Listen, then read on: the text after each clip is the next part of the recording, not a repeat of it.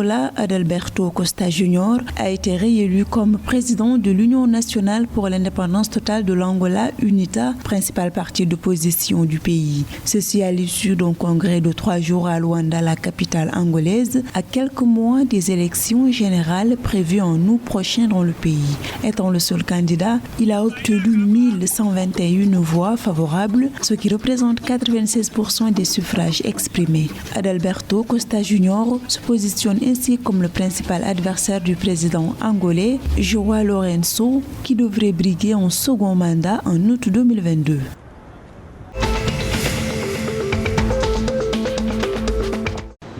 La Namibie a débuté le 1er décembre l'exploration du puits de pétrole qui sera le plus profond jamais foré en Afrique selon les autorités. Il s'agit des activités de forage sur le puits d'exploration Vénus 1X situé dans le bloc 2913B et le bassin ultra profond d'Orange en Namibie. Impact et ses partenaires Total Energy, Qatar Energy et la Société publique du pétrole devront exécuter les travaux à des profondeurs d'eau allant jusqu'à 3000 mètres par le navire de forage Maersk Voyager. Ce gisement regorgerait 2 milliards de barils, ce qui pourrait devenir la plus grande découverte en Afrique depuis une décennie.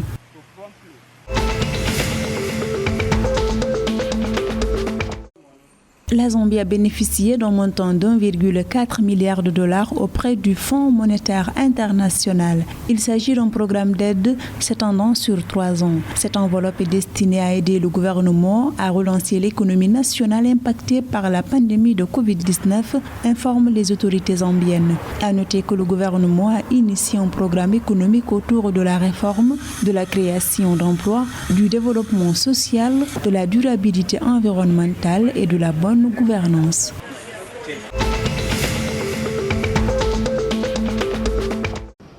À l'aéroport international Robert Gabriel Mugabe, les avions à destination d'Harare, la capitale du Zimbabwe, sont contraints d'atterrir sans l'aide des radars de contrôle aérien. Cela suite à une panne survenue depuis une période indéterminée selon une commission parlementaire. Celle-ci juge cette situation très dangereuse en termes de sécurité et indique que l'aéroport ne peut pas continuer à fonctionner sans système de radar approprié. En outre, le Zimbabwe avait obtenu un prêt de plus de 135 millions d'euros de la China Import-Export Bank pour moderniser son aéroport, mais les travaux de remise à niveau prennent toujours du temps.